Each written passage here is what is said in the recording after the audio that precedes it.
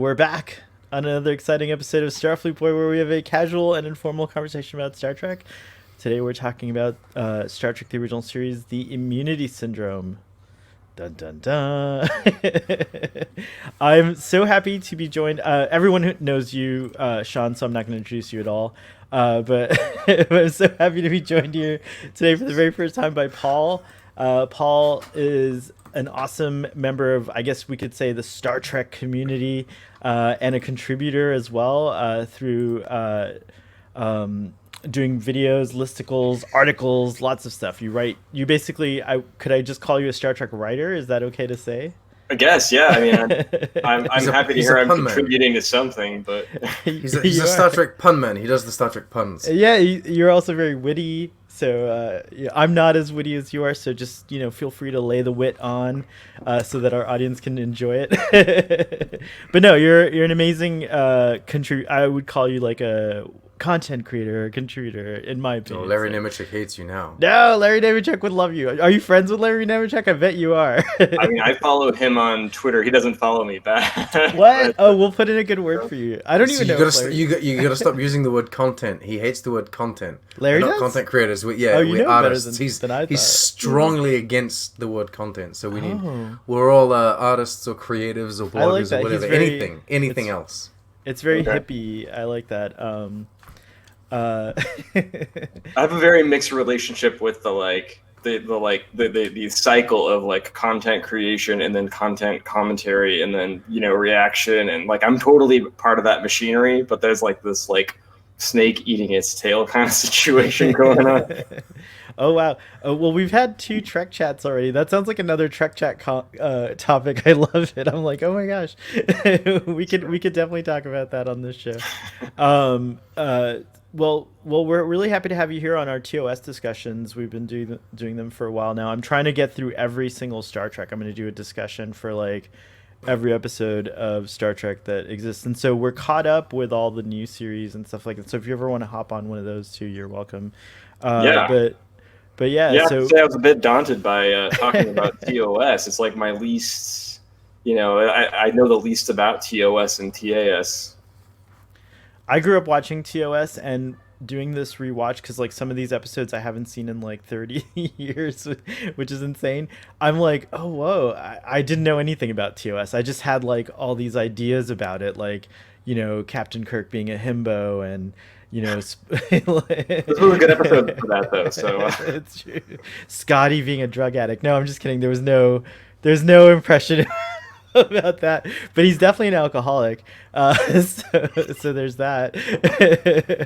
But no, I had all these like crazy impressions of it that had kind of landed in my brain from just pop culture, distillations of Star Trek, as well as just like memory fading into an idyllic or idealistic state or whatever.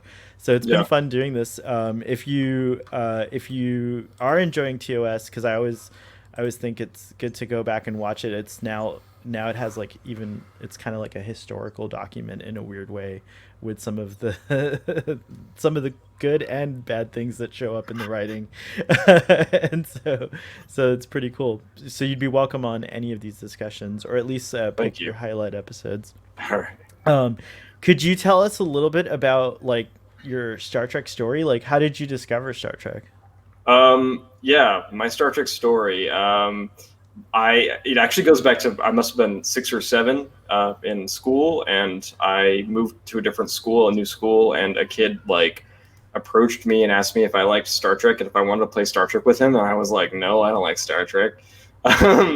And it was like, well, have you watched Star Trek? And it was, and I said no. So he was like, go home, watch Star Trek. And I did. I don't know like why I listened to him. I did. I loved it. And like now I'm, we're talking 30 years later. So, and now I'm a Star Trek content creator apparently. So and lover. A connoisseur. Yeah. An artist. You're a Star Trek artist. Larry Nemechek is his word is law here. So you're an artist, not a content creator. That's an amazing story. And you made me remember that like kids played TV shows, and I remember playing Star Trek with my friends. It was really fun. Did you guys we got very angry. I'm sorry. We used to play we used to do Lord of the Rings reenactments. Oh shit! Like who's we? Like you and your friends growing up? Yeah, the friends of us, and even before the films, people we were very some of them had read the books, and so we used to, but they used to call us the Star Wars clan because they just thought we were hitting each other with lightsabers, and we're like, no, that's so annoying. It's not Star Wars. But anyway, sorry. Go ahead. Well, we used to put book bags for the helm and helm and comms or con or whatever it's called, control, I guess. Whatever the station names are, and then someone would be the captain and direct everyone. I was never the captain, and then someone would be at the science station. We had stations. It was really weird, and then I guess we round robin with who would tell the story of that mission or whatever, and it was always a copycat of a Star Trek episode or the movies or something like that. Yeah, we do it on the playground mostly in elementary school. So the jungle gym was the warp core, That's and amazing. the basketball court. They have the circular lines on the basketball court. I'm sorry, I don't know what those are called because I played Star Trek when I was in elementary school and not basketball. But anyway, that would be the transporter pad. And that's amazing. Which Star Trek did you go home and see? Next Generation for sure. Oh, that's awesome. It was airing every day, pretty much right after school when I was a kid. So, yeah. Oh, that's cool. I'm pleased with that. Any Star Trek's a good Star Trek, but I love Next Generation. So. Well, when I was a kid, I'm gonna age myself. That was the only Star Trek. I mean, there was obviously the original series, but Right. Oh, cool. So you were watching Star Trek as a little tiny kid. Even before DS9 came out, so you were watching it as it was airing in the repeats and stuff. That was cool. Yeah, nice. Living the dream. Yeah, Sean over here grew up watching Voyager, which is awesome. So he has a whole. I can't wait till we start. One of my earliest memories is playing with my plush toys as a child in my bed, very young, but placing all of the plush toys as the crew. Oh, that's and amazing. I was the captain in that scenario, telling my blue teddy bear to do this and whatever panda to do that. You didn't have the Playmates action figures? No, I didn't. I had a transgender seal because my little seal was a female seal when I bought her, but then I was like, nah, you're a boy now. So I cut off the eyelashes and I was like, you're a boy. You actually gave the seal surgery. Wow. Did you have a were your plush toys any of them Harry Kim, and did you ever promote Harry Kim, or did Harry Kim always stay an ensign in your? There were no Harry Kims, but everyone kept the same position because I was captain. That's all I remember. So you were Captain Janeway, is that what you're saying? Yeah, well, she inspired me, so naturally. That's a really cool way to start out with Star Trek. Your Star Trek story, I happen to know, keeps going. When you got a chance to be a part of it later, do you mind telling us a little bit about that? Oh, sure. Yeah. I mean, they did a casting call in LA in 2007 when they were filming the first J.J. Abrams movie. So I submitted myself, and for some reason, despite all the casting people telling me how young I looked at the time, they cast me for a bar scene, which I was really disappointed about because I wanted to wear a uniform. So I'm in the bar scene in 2009, and then I got lucky enough to get called when they did Into Darkness. So they called me up and they're like, we need you to come in and get fit for a uniform. And I was stoked, I'm gonna go get on the ship or something. And when I get there, they put me in this these drop crotch pants and a leather hoodie thing with this weird visor. And I was I thought I was wearing a uniform. And they're just we changed whatever scene we were filming on the day. I was so disappointed. So I'm on the streets in London and in San Francisco when the Vengeance crashes. Okay. And then I'm not in Beyond, so I just always say that I was killed by the Vengeance. That's awesome. That is so cool. That is a dream of mine, is to appear on Star Trek. Were you killed by Evil Admiral or by Khan? Who killed you? Who would you want to have killed you? I mean, the scene that one of the scenes that I was in Into Darkness was reacting to the ship crashing into the city. So yeah. I guess it's when But did when you get Khan- pushed off a platform by Spock and he didn't do it on purpose as he was running by? That would have been great. There actually, like I have to admit, I did just recently rewatch Into Darkness, and there is a moment in that scene where Khan runs into some poor pedestrian, but the guy almost like deliberately walks in front of him to get pushed, but it was not me. Cumberbatch, touch me. That wasn't me. By the way, Sean, he would have been killed by Khan in both scenes. I guess so, huh? Yeah. I mean, I could have gotten blown up in the when the archive blows up, and then Right. and then when the ship crashes. Yeah, because Admiral Marcus was already dead when the ship crashed. Oh, I don't remember. I don't remember the movie well enough. I'm sorry. Yeah, like see, I know better than you do. I've only watched that one about 3 times, which is the least I've watched any Star Trek film, I think. Oh wow, interesting. I've watched the 2009 Into Darkness and Beyond probably 5 times each. If I had to Probably guess. watched them a lot more than that, but They're it's fun. like, I mean, like anytime you just want to pick me up, I feel like those movies are just as good as any of the other Beyond, Star yeah. Trek movies. What's that? Beyond, yeah, I agree. Well, we're not here to talk about those movies. We're here to talk about Paul's experience, my hot and takes. then we're going to talk about the immunity syndrome. So, yeah, no, it's actually a good segue though, because you mentioned not having really remembered TOS as well, and kind of only like the like cliche, of old Star Trek, being like at the top of your mind, and I kind of felt the same way watching the Immunity Syndrome. Especially because I had just rewatched, like I said, Into Darkness and Beyond a couple of days ago, and I had kind of forgotten that that's not TOS. It's like it is those characters, and they share a lot of those like distinctive, iconic traits with them. But they do, their dynamic is like actually quite a bit different. Even though I think that especially Beyond is a pretty good, TOS movie. yeah, 100%. Yeah, it's like how almond extract is not at all almond. Like, is Yeah. that too pastry related? But It's not almonds. It's not extracted from almonds.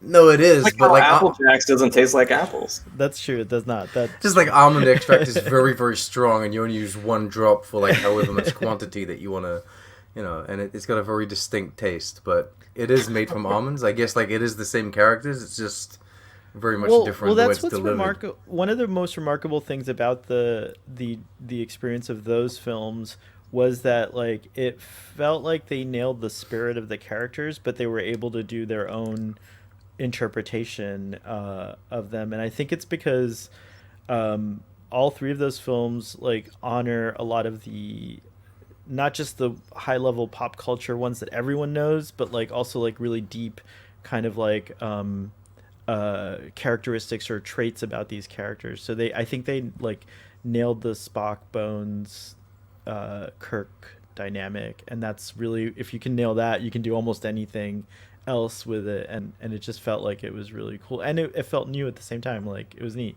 And then throw in Leonard Nimoy, and everything's just like explosions, explosions of joy for me. Anyways, It I have to say- spoils this episode because he doesn't die in this one. yeah, Because he comes back in the Kelvin timeline. Like, I've been dead I mean, before. He does die though, so It's true. I was actually surprised by how much of a dick Spock was to McCoy in this episode. But I guess you want to. It's in my I know. All right. Yeah, do you want to tell us about it? Sorry, I had to take. Yeah. your, No, Oh, let's do a quick okay. quick episode summary here from Sean, who does them pretty I well. gotta. Well, I. It's not that I do them well; it's that I do them quick. Yes. When we need a sorry. quick summary, I guess. I'm ready to go if you don't have a summary. The Enterprise is on they're on their way to get some R&R. They want that shore leave because they've been working too hard. But there's like a disaster. There's a ship if you pretend there's continuity, they had just had like a crazy episode, the Gamesters of Triskelion, and they were just like so exhausted from that. But if you but you're not supposed to do that for TOS. Anyway, so they were fatigued, and they wanted to get some R&R on some sort of rest planet. But no, there's a Vulcan ship called the Intrepid, or like a Starfleet ship manned by Vulcans that blows the fuck up, or that gets, I don't know, disappeared, snapped. And then there's like another whole solar system or something that gets disappeared as well, and so they get orders from Starfleet Command, or the UESCA, or whatever it's called at the time. If I may interrupt, like, it's weird how they describe the ship as dead and also the solar system is dead. Like, that was how that was like one of my notes. Is like, oh, it's dead. Well, yeah, they're not very precise with the words that they use in this episode, if I may. Anyway, so they go off to investigate, and they find what appears to be like a hole in space. So that's how it's shown on screen. There's a whole thing where no one knows what the fuck's going on for like friggin' 30 minutes of this 50-minute thing. Until eventually they get sucked into it. They were on one side of the border, then they're on the other side of the line, or however he puts it. Then they figure out that it's like a single cell life form, but that's absolutely gigantic. It's like a giant, what is it? They call it. It's a space amoeba. It's 11,000 miles. Amoeba. Yeah, whatever it is. Amoeba. It's huge as hell, and it's consuming things, and it's going to basically duplicate, because that's what they do. And so they decide to become the heroes of the universe and become the antibodies of the universe and blow that shit up because it's an unknown species and let's fuck it up. Meanwhile, they're also hopped up on stimulants. They're basically passively dying during all this, as is the ship. Kirk's getting doped up by McCoy. And Spock goes on a suicide mission, and they kind of give you this faux tension about whether Spock's gonna die or not. And then at the end, you didn't buy the tension? That's funny. No, not really. And at the end, all is well. There you go. And I watched the remastered version on Netflix, by the way. Okay, cool. This time around. That was a good summary. That's pretty much the episode. Yeah, no, you did a good job. You covered like the story really quickly. It was 11,000 miles long. To put that into context, the United States, I think, is only 2,800 miles wide. That's one big germ. It's like I think that thing could like suck in the Earth, like, so that's why it, like, I guess it destroyed a solar system. So it's like huge. It's like V'ger. How big is V'ger? I wonder how big V'ger is. How long? Something AUs. That's right. Yeah. That's right. Yeah, okay, so you're absolutely correct. Spock was being a dick to McCoy, but I would also argue that, like, usually there's banter between the two, but this episode, for a lot of it, it didn't feel like banter. It really felt like pesky, kind of very annoyed at each other, mean people that dislike each other, until like that very end where McCoy's like, oh, I kind of want him to be alive, and then he says, you know, shut up, we're saving you, or whatever it is that he says. But could you chalk of the dynamic they have... Oh, sorry, I didn't interrupt, but could you chalk that up to everyone being exhausted? Maybe. But it seems to be coming from Spock, and he's not the one who's usually wiped out by anything. Yeah, I don't know. Spock likes to pretend he's like fully Vulcan sometimes, that he's not affected. So much so that, what does he say? He talks about, he's all high and mighty about, like, your history might not have been that bloody. It's like, one, fuck you, because it's your history too. You're half human. Right. Wow, I love this. No, two, Vulcan is worse than Earth. They were literally so bad that they had to remove emotions, whereas Earth finally managed to grow out of all of that bullshit. So it's like, can you please calm down before you go on your suicide mission, Spock? I'm not the biggest fan of Spock, but no, but that's true. This time around, he was kind of dickish, honestly. And then he gives him that little, like, oh, they chose me just because I got the superior abilities. Don't feel offended by it or anything. Oh, he did do that. That's Mr. true. McCoy. And then he's like, "Aren't you gonna wish me luck?" Yeah. Oh my gosh, that's right. But you know, it's heartbreaking that McCoy actually does it. Like, he waits till Spock leaves, and then he's like, "Good luck, Spock." And then even later, Spock's like, "You should have wished me luck," and I was yelling at the screen. I was like, "He did, you dick." It's almost as if Spock doesn't deserve McCoy's love. Wow. Spock was out of character. No, I have to say, maybe this is his way of being fatigued. Like, he's more, he's more irritable than normal.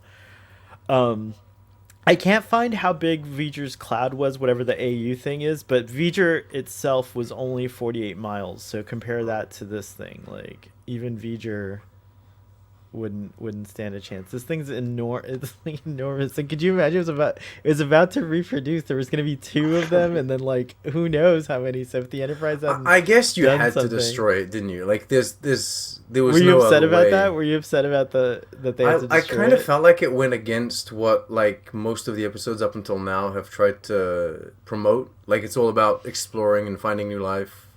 And like even though Kirk is kind of like, you know, hit first and then ask questions later, they do try to save life forms, and this time around it's like, no, we're gonna destroy this thing. But then I guess it does make sense. Like realistically, you couldn't leave this thing. You'd have to find a way to isolate it without it ever reproducing. I don't know. They also justify it kind of by saying that they are going to act as like the universe's natural defense against this kind of thing.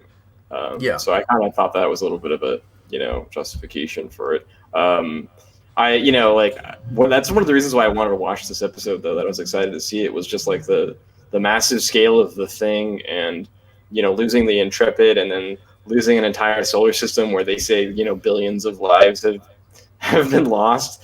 But then I was shocked at how like tonally inconsistent the episode is. It begins with Spock feeling 400 deaths, and then, you know, Right. discussing losing billions of lives, and then there's like the Kirk nod dot gif moment, you know, at the end where, you know, it gets very light, and, you know, shut up Spock, we're trying to save you. I'd forgotten that that's from that episode. It's, you know. Yeah. Did you guys, speaking of that moment, like, did you guys understand the exchange? I had a lot of confusion about like the exchange between him and Dr. McCoy about that. Like, I didn't understand what Spock was trying to say about humans, because like I feel like Dr. McCoy was just curious about how Spock could sense those Vulcan deaths, like, and then it seems like Spock just like, you know, tore him a new one just for being curious about that. Like, and I didn't understand, right? It's Like Spock's he's insecurities. It's because a true Vulcan would have been able to explain it, but Spock doesn't know.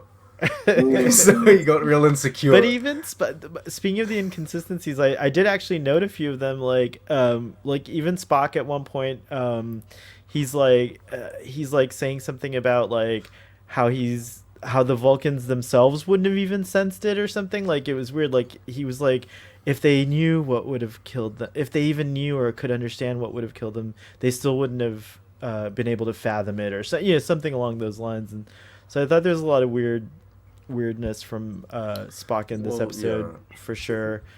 It wasn't what I was used to. It is a weird Spock episode, for sure. It's kind of awkwardly written, and like you're talking about inconsistencies, Paul, you're completely right, because you have this thing where like basically they're being consumed once they're inside, and so they're gradually dying. Like even the ship's powers, like everyone and everything is dying slowly, but then it's basically a joke that they need to give Kirk like the stimulant all the time.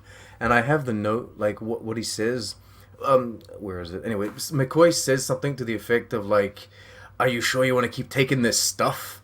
I'm like, Yeah. "What are you talking about? This stuff? You're the one you make that shit. I know. You made it. You're administering it. Like, Is it like what do you mean this stuff? Is he giving them space cocaine? Maybe. Well, Like, basically, it's like, is this just something that he bought off Harry Mudd like, a couple years back? Has it lying around? I love the shot earlier in the episode where there's like a line of crewmen outside like the door of sickbay, and they're just like giving them a shot, and like one walks away, and they give a shot, and another one just have them lined up. Yeah, that was weird. I thought it was interesting. Like, why couldn't they just send both Dr. McCoy and Spock? I mean, I guess you don't want to lose too many people, but like, I feel like it would have been more interesting if, for some reason, if you're gonna create a plot anyways, why not have it so that they both have to work together on the shuttle, and like maybe they could have had a bonding moment where they were arguing throughout the whole episode, and then finally when they accomplish and get the Enterprise the telemetry to like get out of the situation, they're like relieved, and they're just kind of like both ready for their death, which Star Trek Beyond did really well, kind of. It's Right. because I think that in the minds of the people that were writing this episode, they were not trying to get to the drama from like the relationship. I think they were really trying to get you to think that they were almost killing like I think that's what they want. They were looking for the suspense, but if you have them both in the If you're watching it for the then that first kinda time, you really do disappears. wonder, if he's dead, like, or if he died. So yeah, I think that's what they were going for. If you had them both in the shuttle, that wouldn't have worked as well. Well, Like it could have been high stakes. I didn't buy it. But High stakes, probably 'cause like I your know. two of your leads possibly die, and That happened in the '60s, though. No, I know it wouldn't happen as often. Even Certainly not. shows as bold as like Game of Thrones and Walking Dead don't even do that. They don't even kill two leads off. That's like, it. That's my Star Trek show. in some sort of, Everyone, like, you're gonna fall in love with the mid-season cast episode. in the first episode, and they all die. Everyone, including the captain. In the second That's episode, just the expense. the real. I think we actually got that in Discovery, but We did, and Star Trek Also, Voyager. To be fair, Star Trek Sam Voyager does Bartolomeos got murdered. yeah, I was looking forward to this guy on the bridge. I was like, oh, who's this? And it was like, yeah. And So, are you guys, when you do these TOS chats? I mean, are they usually this critical? Because like I was kind of remembering this episode as like a classic, and then I was a little bit like, well, that was weird. I have an argument for why it still could be a classic, and probably what you were remembering is it's a high. For me, it's like a high sci-fi concept, because the Yes. idea of the space amoeba itself, and like just the whole idea that there could be like a space amoeba, and like their solution for it and all that stuff, like structurally, I think, like on paper, for me, it works really well. Maybe the execution wasn't as great, and some of like the some of the drama could have been a little bit different, but that's what always, when I thought of this episode, and this is one of those episodes I probably haven't seen in like a good 20 years or so, but the first thing I thought of was, oh, immunity syndrome, the space amoeba episode. So that like made an impact on me, probably as a kid, and like probably got me interested in like science fiction and science even more, because it's kind of a rad idea. And I wish I could see the original effects, because I don't remember what they look like. I only know from watching today the remaster. It kind of. I can send you the episode. Yeah. Send me. No, you don't have to send it to me. I could just like. I guess I could go to TrekCulture or something and look up the. Oh, the VFX. Oh yeah, there's probably comparison. screenshots. There might even be like a comparison video on Online. YouTube. 100%. Yeah, I'll find it. But I mean, at the moment of watching, I was like so impressed by the remastered effects. And I was like, I wonder if because I recall the space amoeba. Some of them. Oh, we often disagree on visual effects. Yeah, we do. But we I often think do. that the ship in the darkness, the way it was lit, was beautiful. Like, that was really stunning. But I think that the amoeba itself kind of looked like an animated painting. It was kind of weird. Like, I don't think they nailed the amoeba, like, 100%. And I give a lot of points for performance. So even if like for example, the Dr. McCoy stuff really touched me, and like I thought he was like kind of like we got more of him, and like we heard about his like jealousy a little bit, like how he's like, both Spock and he were, I really wish it was more clear, because it's not in the episode, that they were both under duress, and they were probably like stressing out and also exhausted as heck, and that's why they were like bantering in this mean kind of way with each other. But Dr. McCoy even's like, you want all the glory for yourself, so all that stuff, like even though it's not executed as well, like the performances I thought were all pretty good. Like everyone tried to give that drama their all. So I those are the only things that I remembered from it. But I actually didn't remember that Spock went off in the shuttle alone, or or any of that, and I didn't remember like the energy drain part of the the equation and stuff like that. And it's interesting now to see how often Star Trek has used this over and over again in its later series. Like I didn't have a chance to go back and like really read about those episodes, but I think Voyager Bliss came up in my research, that they did a similar kind of thing, and I haven't seen that episode. Do you remember? Well, you've that seen the episode? Cloud, which is in the first season, where they. Yeah, and that does that too, exactly. So, and then I thought of Nagilum, like in Star Trek: The Next Generation, the the space that like when the stars all disappeared, and then of course TNG does this like horrific face thing instead of an amoeba, but it's in this like darkness, like or going and like them being shocked that the clouds they can't find not the clouds they can't find the stars. So it's cool from that perspective, but yeah, it's not like an episode that I would probably go back and watch again, because once you've seen it, you can wait 20 years and and watch it again. Yeah, they're also surprisingly long. I always forget that too, because as you said, the '90s era Star Trek is like the one that I most frequently rewatch, and those episodes are about like 42 or 44 minutes long. This was 50 minutes long, which shockingly long. Yeah, it is. I guess they had less It's- commercials, like or something, So- maybe like. I'm not as like I'm doing my reviews for the thing. So you're on season 2 already with these discussions. I'm still on season 1 with my reviews. And I found that every time I start writing a review or like watching an episode for the original series, it's kind of like either this went by really quick and I have to note that it didn't feel like 50 minutes, but if it's something bad or if they get the pacing wrong, then it feels like the longest like 50 forever. minutes of your life. Because if you get the pacing wrong with a show that's 50 minutes, like you can really screw it up. It's like a movie that lasts an hour and a half, but if it's really bad, it feels like it's, a week long. Yeah, you have to You get can make the pacing 30 right. minutes feel long. I feel like if you do it if you do it badly or poorly. But yeah, I know what you mean. There are some memeful, like there's a moment where I think it's Spock. He's talking about like the amoeba, and they just discovered that the thing's alive, and he goes condition living, and I love condition living, and I love that Kirk follows it up immediately by like magnification 4. I don't know why. I love that. Condition living, magnification 4. I think that's like so specifically Star Trek. Right, by this time, at this point, like that's one of the things I'm feeling as I've been watching them in order, is that like right about now is when this version of TOS is very closely related to like how these characters are portrayed in the film versions. Like it feels like they're locking down their characters really well, and they know them, and they're like feeling more safe to like express them.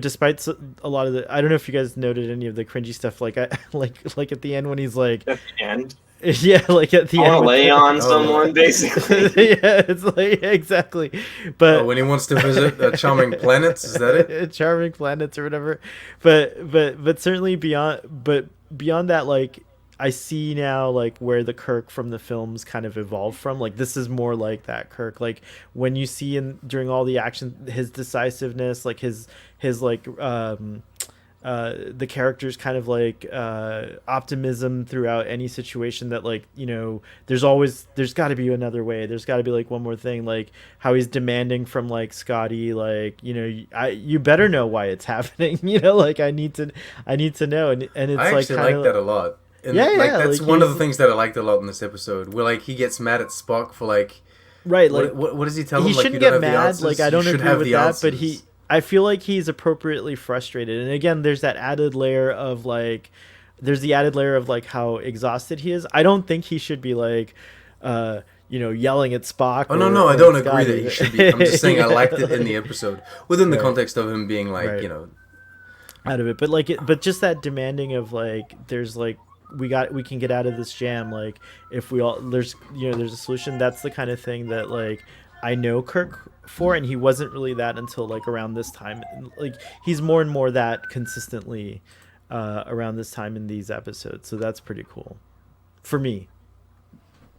I liked when he was really misleading about who he's assigning to the shuttlecraft mission. Sorry, Spock, it is not you, Bones. It's just like, He's just fucking with him. Oh, there's so much crazy humor. There's an inconsistency I read about in There is. in, No, I'm sorry. I thought you were talking about the inconsistency in the tone again. It is. It's ridiculous because they're in like the most dramatic thing I think that's happened to date in the original series. Like this is the first basically universe-threatening plot that they have, and they're all I would call like, it the first one, but yeah, it's like the first cool one. Okay. Maybe. It's not like an afterthought where like they back up from a planet and they're going time traveling. There's a for terrible some reason. antimatter universe one that was threatening the entire universe as well, but it wasn't as cool as this. Is it that thing? Yeah. But you're saying, they're making jokes all the time, or like they're trying to. I don't know. Maybe they thought it was too heavy. People would get like upset, so they had Spock's to make it also a little lighthearted. Yeah, and Spock's being clearly sarcastic, but like he's like, I wouldn't dream of being, like he's like, he are you doesn't make no joking, Spock? jokes. He's like, I wouldn't dream of being humorous, but I think he's definitely being sarcastic or joking around. It's true. What else did you guys like or dislike about this episode? In context, Spock has been through all of the Discovery stuff, and we've seen him be very emotional or very in touch with his human side. So rather than him just kind of like not acknowledging, now you can just take it like as if he's trolling everyone. Like he knows that he's funny, and he knows that he's good with like humor and emotion. So he's just fucking with everyone that doesn't know him like that. It's interesting. I think they're gonna work it into. I'm very curious to see what Spock's gonna be like in Strange New Worlds, because if you are like a stickler for continuity, then like at the beginning of the original series, Spock is still kind of like expressing emotion, and then like somewhere like within season 1, like Leonard Nimoy and I guess the writers just like realize, okay, we're gonna make like they figured out Vulcans, and so then he becomes very stoic and very like logical and very like emotionless, and then with the occasional outbursts like he like he has in this one, or when he mind melds with pain. Yeah, like exactly like with that occasional thing. So it'd be interesting, because you're right, in Discovery it's a different point in his journey, and he's like very angry and emotional, and like and he even like says, I'm like enjoying like feeling emotions like to burn him. So I wonder, is he going to mellow out, or is he still going to be like that in Strange New Worlds? I mean, there's that short Trek Q&A, I think it is Q&A, where he's in the elevator with number 1, and she advises him not to be an emotional Vulcan. That's right. So, thanks for reminding me of that. Good. Sean I'm looking forward Sean to. doesn't. Sean doesn't believe you have to watch short treks to like. No, I'm just kidding. Well, you did say something. What did you say? Like that you shouldn't have to watch. Is that you? That's someone else. Someone else. I'm confusing you. No, I say you shouldn't have to read the novels or the comic books to be able to understand the story. Like, okay, but when short they're like, treks but to understand these characters in Picard, you have to read the. I'm like, no, that doesn't. Yeah. I mean, that's not the same. I mean, like they say that short a lot treks is fine with Star Wars, but Star Trek has never really relied on supplemental media. Not really. It's always just like discount the supplemental media. It's just that people need to, fans out there, you guys need to understand that when someone releases a novel and someone at Viacom CBS says it's a tie-in, that doesn't mean it's canon. They're just trying to sell you it now because they want to make money off it. That's all. It's a lie. It doesn't count. Fans out there, you also need to realize that like a lot of times the stuff that's in the ancillary material ends up coming into that's very true. The story, very cool. And so it's still okay to read those things, and they're potentially quote unquote canon at one point or another. So. No, I'm not saying don't read them. Sorry, well, Paul. I'm sure a lot of them are good reads. Paul, he's talking to you. Fans out there. I like how this is coming from you, though, when you're asking how Strange New Worlds is going to line up with the original series. Well, and there's no way it's going to. Yes, call them out. No, I am... that transporter room looks nothing like I've given up on consistency of visual continuity. Like I don't really care anymore. But I would say that Star Trek is pretty amazing in terms of its story continuity. Like the story kind of, if you like, I like to say this a lot. If you just don't like the visuals and you don't like how it matches up that way, just imagine it's a radio drama. And if you listen to Star Trek just like all the way through, like it kind of could seem like one big continuous story. Like. But that's just me. But like, yeah, I used to be a stickler for visual continuity, and you can go back. You can go back and listen to me be real bratty about it in Discovery discussions that we had when it was first airing. I was like, "What? I don't know what I said, but it was like." He went stuff through like, all of these phases. Like, at first, he was really mad about the visual continuity. Then he had this whole thing where he was convinced that it was just like in another timeline. another Like, universe. it's all I was happening in like, another universe. It's that was whatever. like my rationale. And then eventually, he's like, rationalization. no, this is canon. It all works. It's fine. Continuity is saved. I He also just don't use the changes. word. Oh, no, well, yeah, you're allowed to change your opinion and kind of grow, You but are. like, so you do see my journey, but also I no longer use the word canon. I only use continuity or official or unofficial. Yeah, that's a good approach. Yeah, I Thank mean, you. to be fair, I don't I have care. a character called the Canon Cop, so I kind of You have to have use do it. It's true. I just want to be clear, though. I don't care if Strange New Worlds does or does not line up with TOS, because as long as it like makes sense in like the new era that it exists, in now, like that's what matters to me. As long Yeah. as if they're gonna like build this world now, hopefully they don't contradict themselves too much, which they probably will. I mean, there are already a few visual inconsistencies already in the Discovery, through Picard era. Yeah. Yeah, I totally. do think, though, that, like, even me that will be upset or somewhat displeased if, like, the ship doesn't look how it's supposed to look, at the end of the day, the thing that'll really hurt Star Trek fans is if, for example, they decide to feature a species that has never been seen before, and, like, it's that kind of stuff that really hurts the greater continuity of the franchise. Like, you have to take into consideration that, like, the Vulcans and Human First Contact was this at this point. Ferengi weren't revealed until like the TNG era. Like, you can't just Enterprise found, like, I agree with the little loopholes that people that's fun for one little thing. Find a way to put a Borg in an Enterprise episode. Okay, fine, I can see that. But if you just if they would have slapped a Ferengi on the bridge and be like, "Yeah, we got a Ferengi on the bridge because we like Ferengi," I'd be like, "No, that doesn't work." And I think that most fans would kind of be upset about that.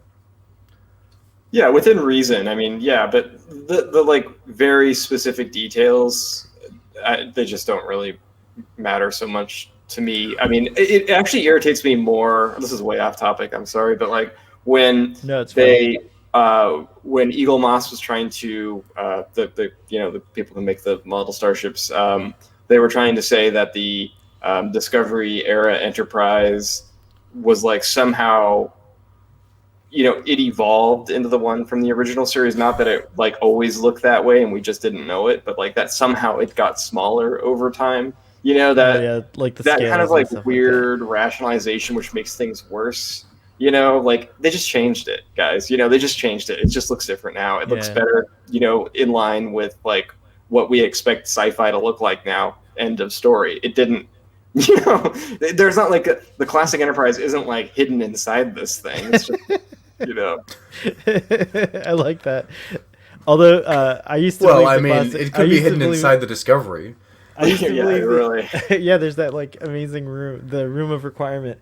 I used to believe that the original, I used to believe the original Enterprise was in fact still somehow inside the refit Enterprise when I was a kid, but then I grew up and realized. I mean, that's that whole conversation too. There's like you can go find websites dedicated to how or if the original Enterprise was disassembled and reassembled into the refit, or whether it's a brand new ship, or how much of the original is left over. Well, the problem is it works like when we only had the original series and then the refit.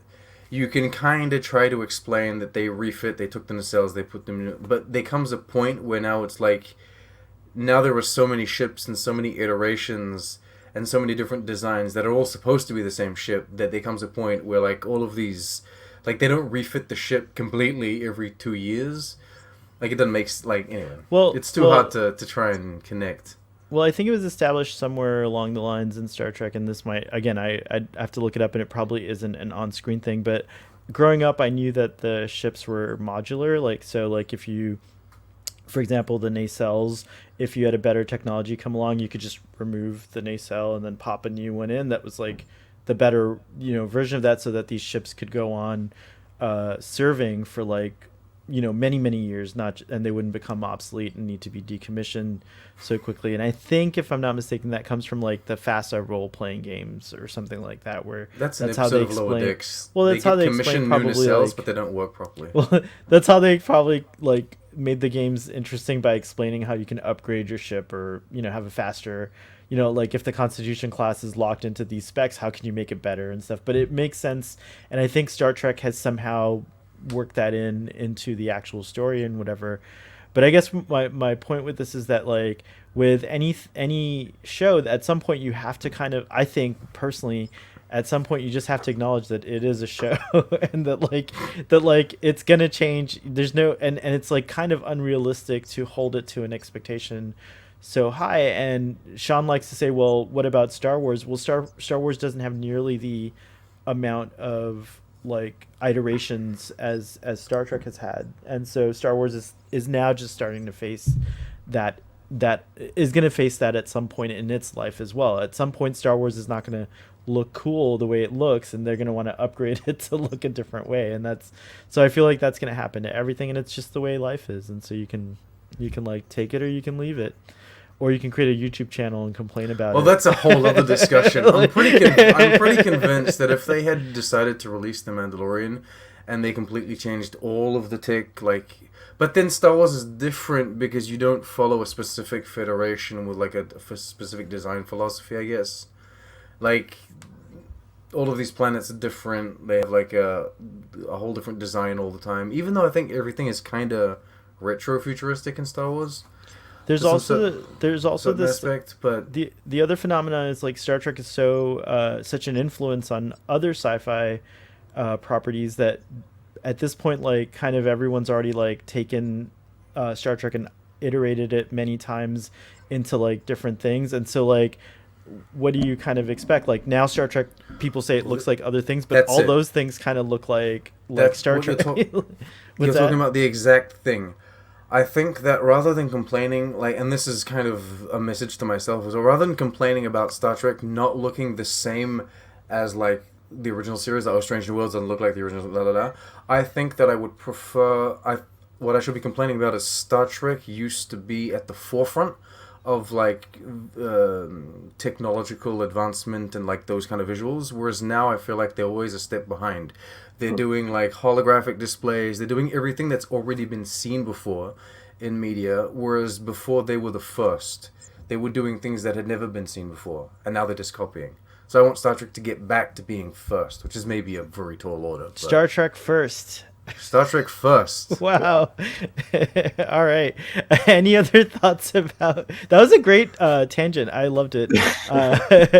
Any other thoughts about this episode before we get to our final thoughts and ratings? Oh, I forgot to tell you, Paul, we do rate you don't have to feel obligated, but we do give it a gut rating from 1 through 10. So if you'd like, you can do that as well.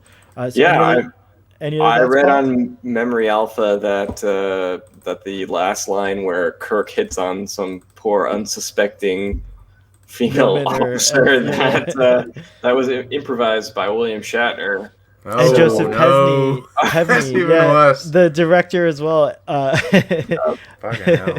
read that same thing, actually. I'm glad you brought it up.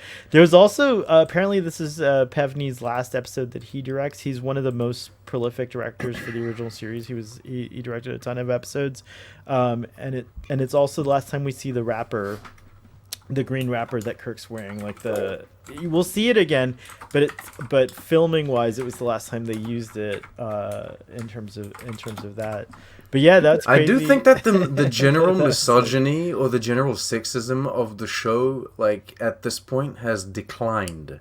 Season 1 was a lot more rough, and then of course I say this, I'm a guy, I'm not a girl, so this is my, like, overall impression. But, like, those first episodes are pretty rough, I find. Star Trek, also keep this in mind. This is interesting. If you think that's cool, but Star Trek was also supposed to be one of the most progressive shows, so they were already toning down what you might watch any other show at this time, and it's probably like a million times worse and heavier. Like, there was like a very intentional, subconscious for some, but like I think very intentional keep women oppressed, type of message that was going, among other things. But like, well, I think back in the day there was also also like a passive misogyny or a passive sexism where it's like we're not overtly saying things that are sexist, but they would always cast women or have them do specific tasks or specific things. I think it was like a but Star Trek's supposed to have been progressive for its counterparts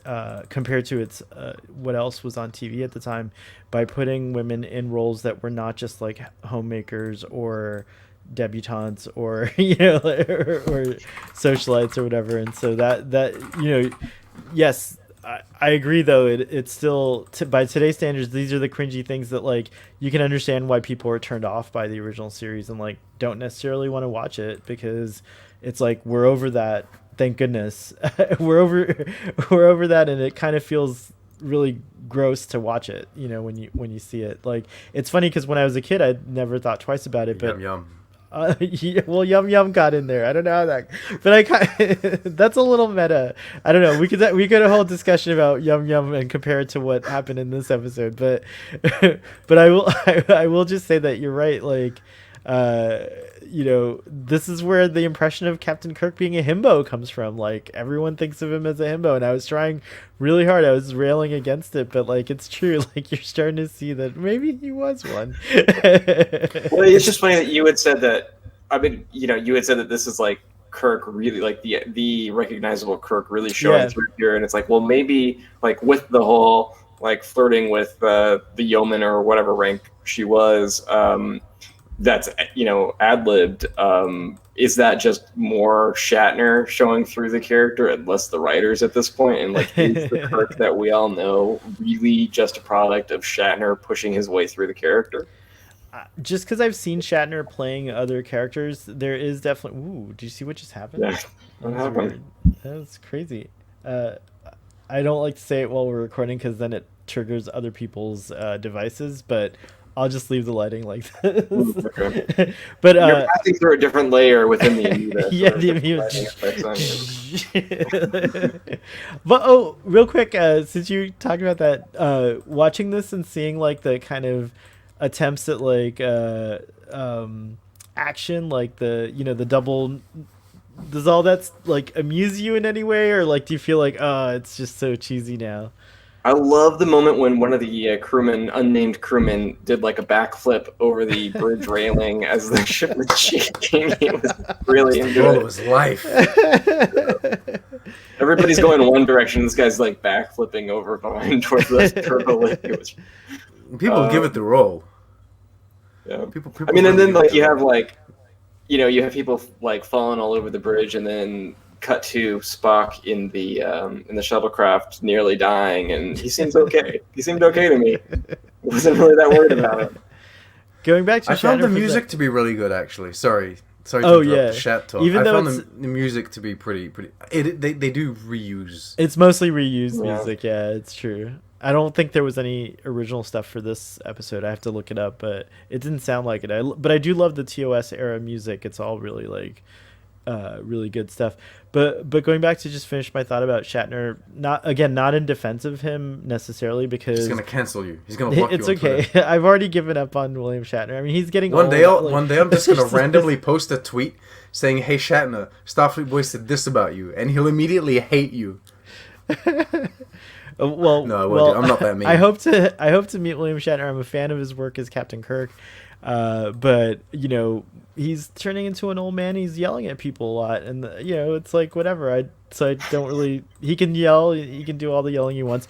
But going back to like the parts about Shatner coming out, certainly I would think that like Shatner himself is probably more a product of that generation's like incorrect beliefs, and so 100%.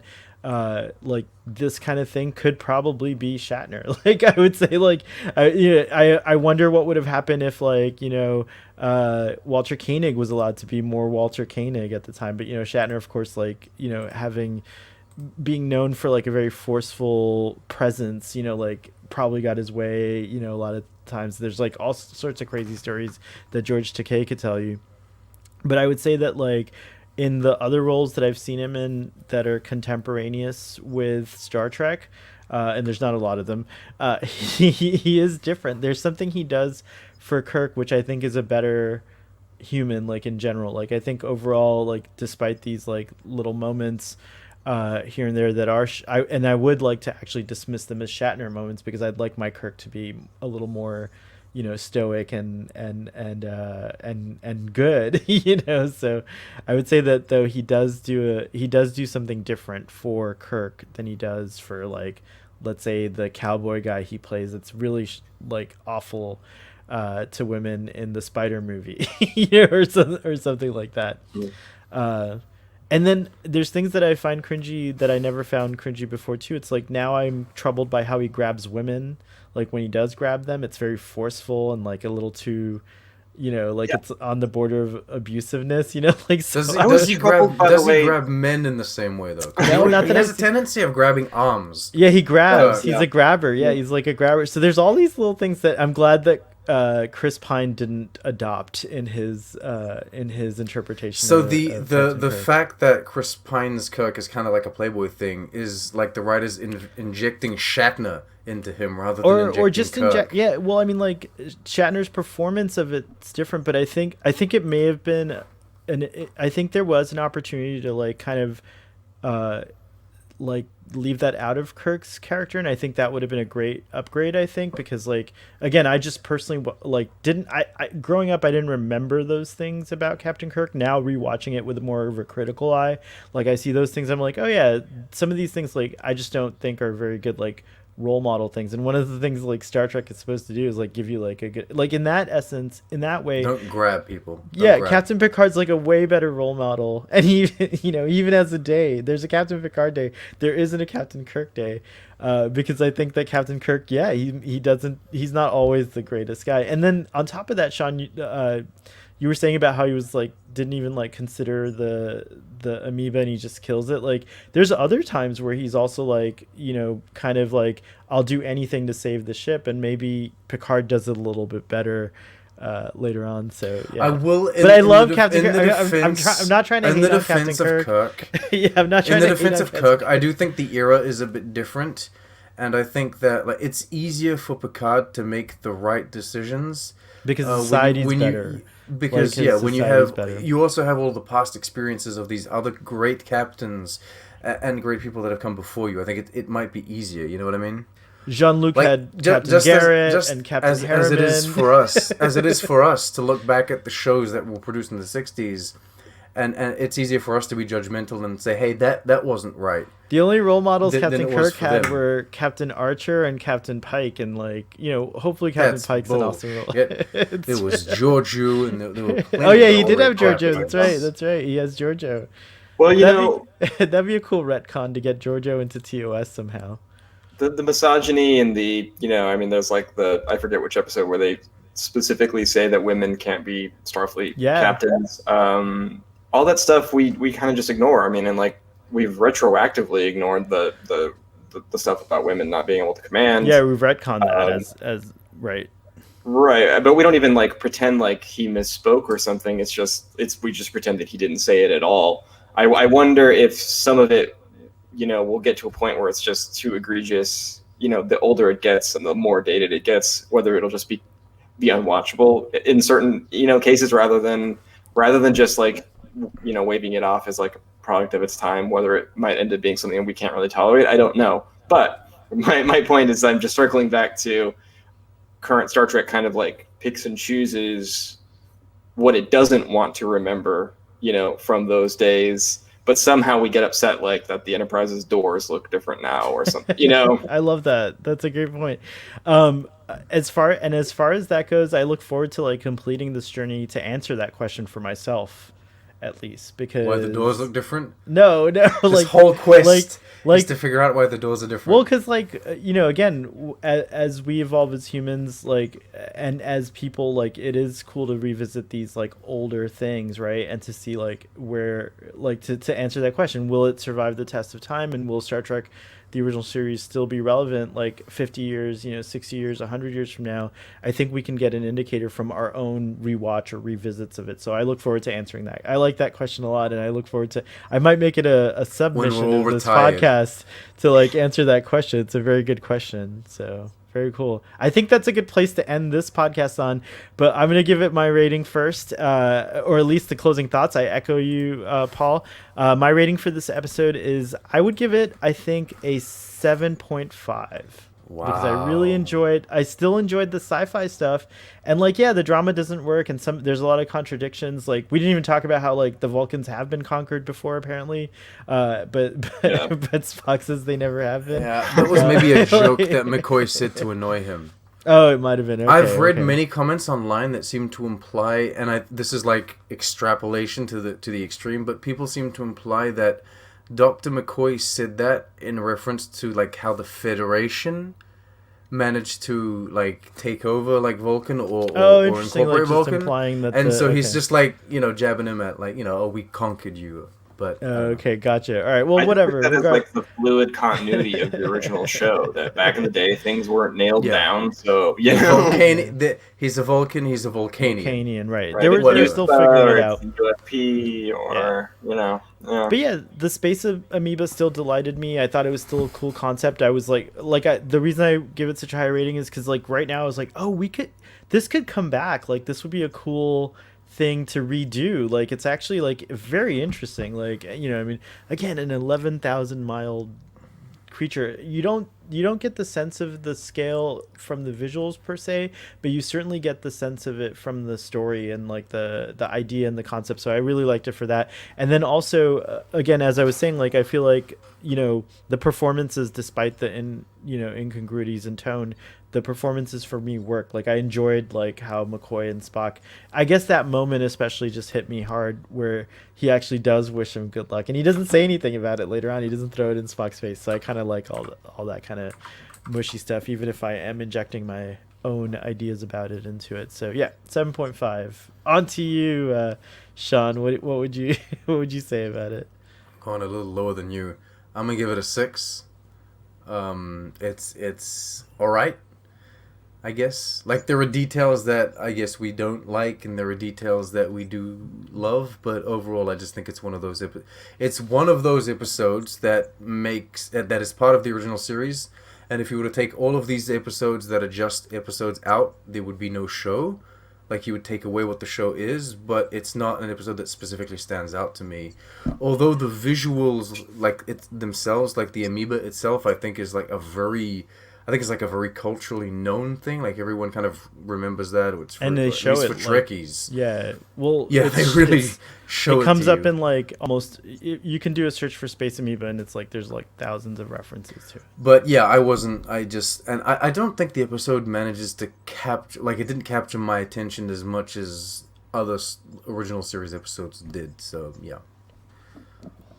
One more little thing before you, Paul. I do like that they did try to do maybe it was really good science for the time too, but like talking about chromosomes and like membrane walls, and like I feel like for a little, like for like not too little of a kid, but like for like a kid that's still like maybe going into middle school, that could spark a lot of interest, even though the science is probably outdated, and Next Generation probably has way better examples of biology than this. But I like that for the time. I give it another point for the time. But Paul, carry on. Sorry. Oh yeah, I think I'd give it a 7.5 as well. That's the number that kind of came out of my gut, as you said. I thought it was actually a pretty good exercise in tone building or tension building for the first half. It kind of like got deflated a little bit there, and the tonal inconsistencies were a little jarring, and I also thought it was just like a little bit overlong and in search of like a personal story for someone. Like, it had like 3 or 4 different attempts to personalize it for Spock. Yeah, I mean, like, the amoeba, it just like, it really stands out to me as like an iconic image from Star Trek. And this whole billions dead thing is just like hand waved away so easily. But I like, like how many people like criticized Discovery second season, or the Kelvin timeline movies for having like stakes that are too high, and this this episode had enormous stakes. Enormous that stakes. it's just like all in a day's work, and That are Kirk not just stakes can't wait at to the go end. get laid. This would have been at least, to give Discovery its credit, this would have been a 3-parter instead of just like it would have taken place over 3 episodes rather than everything. The Enterprise would have released its billions of little ships to attack the amoeba. Wow, billions. No, but I like that. A lot of Star Trek the original series has given me revelations like that about things that I read as, or even myself thought as, critiques of Discovery. I watched TOS. I'm like, they do know what they're doing. They're doing it intentionally, and I missed it. Or like it's something that, yeah, exactly. So Yeah. cool. So our Alright. 2 7.5s kind of cancel out Sean's 6. No, I'm just kidding. We'll give it an overall rating of 7. Seems Paul, fair. you can be found on TrekCulture and anywhere else. Yeah, you can find me on Twitter at Paul Sutherlin. Cool. That's it, though. Nowhere Yeah, else. just those 2 places. Not There's even in person.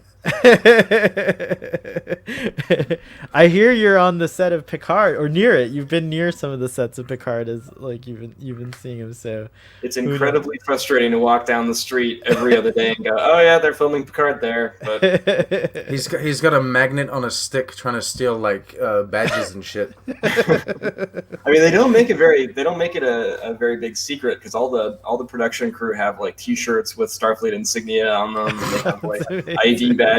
Like, they're not trying to hide it. This ain't no Section 31 job.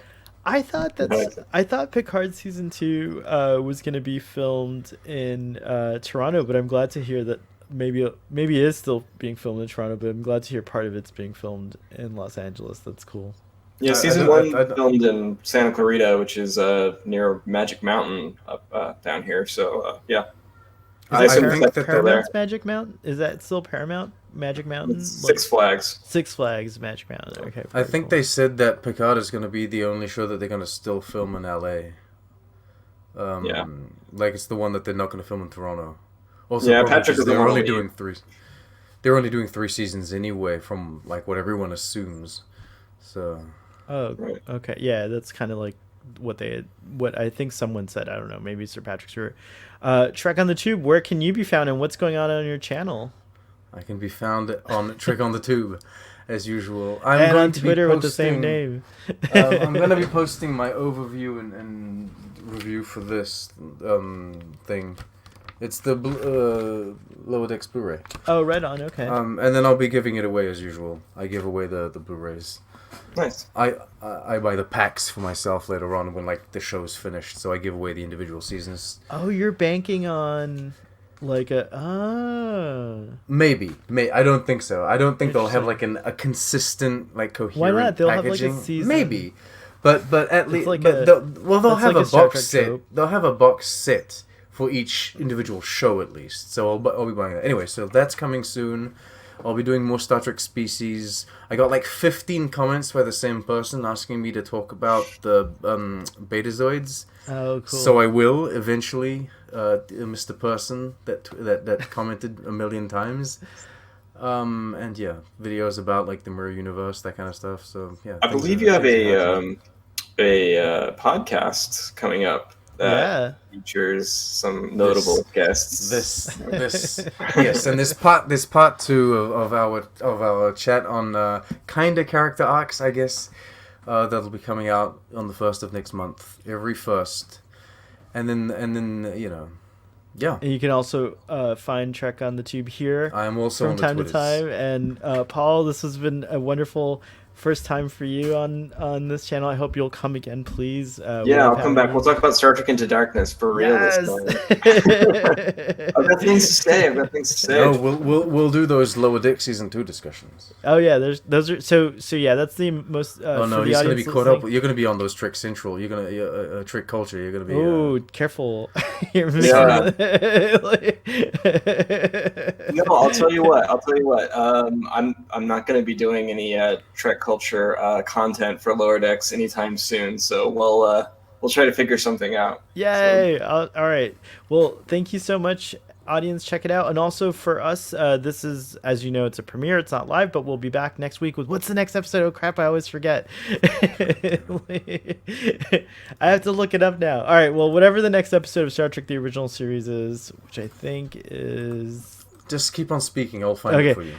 So for that episode, we'll be back to live with a live chat and everything. So come and join us next week for that. And then, yes, just as Trek on the Tube. A Private Little War. Ah, thank you. Ooh, I don't remember that one, but I remember the name. So I'm excited to see it. The next thing we're going to be doing is talking about Lower Decks, and we'll figure out when that'll be. It'll either be Thursdays as a kind of post-airing reactionary stream, or it'll be later. It'll all depend on Trek on the Tube's schedule because we don't know what it is yet. So we'll let you know. Keep tuned in. Live long and prosper, and we